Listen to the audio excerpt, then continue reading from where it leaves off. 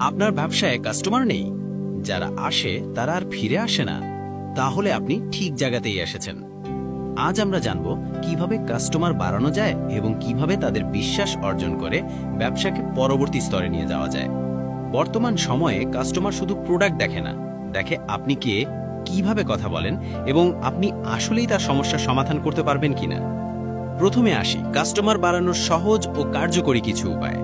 সবচেয়ে গুরুত্বপূর্ণ হলো পরিষ্কার করে জানান আপনি কি সমস্যার সমাধান করছেন।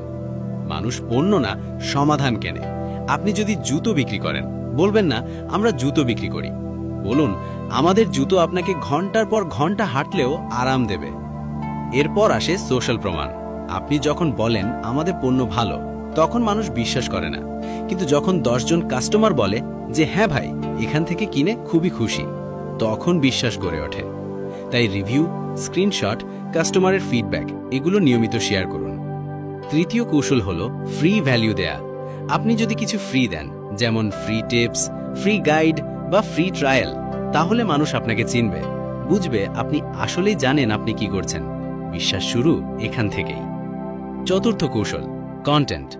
সোশ্যাল মিডিয়ায় নিয়মিত ভিডিও দিন, ছবি দিন, রিল বানান। মানুষ বারবার দেখলেই আপনাকে মনে রাখবে। এখন আসি কাস্টমারের বিশ্বাস অর্জনের সবচেয়ে কার্যকরী 3টি কৌশলে। প্রথম কৌশল ট্রান্সপারেন্সি। আপনি যা বলছেন সেটাই যেন দেন। বেশি প্রতিশ্রুতি দিয়ে কম দিলে কাস্টমার একবারে হারিয়ে যায়। দ্বিতীয় কৌশল বিক্রির পরে যোগাযোগ।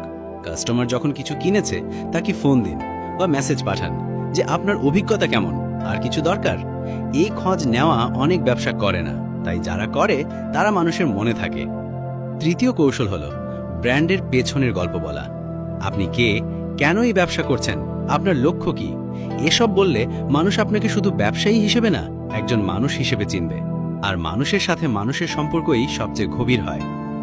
আপনার ব্যবসা বড় হোক বা ছোট, আজকের এই কৌশলগুলো যদি আপনি নিয়মিত প্রয়োগ করেন, তাহলে মাস না যেতেই কাস্টমার বাড়তে থাকবে এবং তারা শুধু একবার না, বারবার আপনার কাছেই ফিরে আসবে।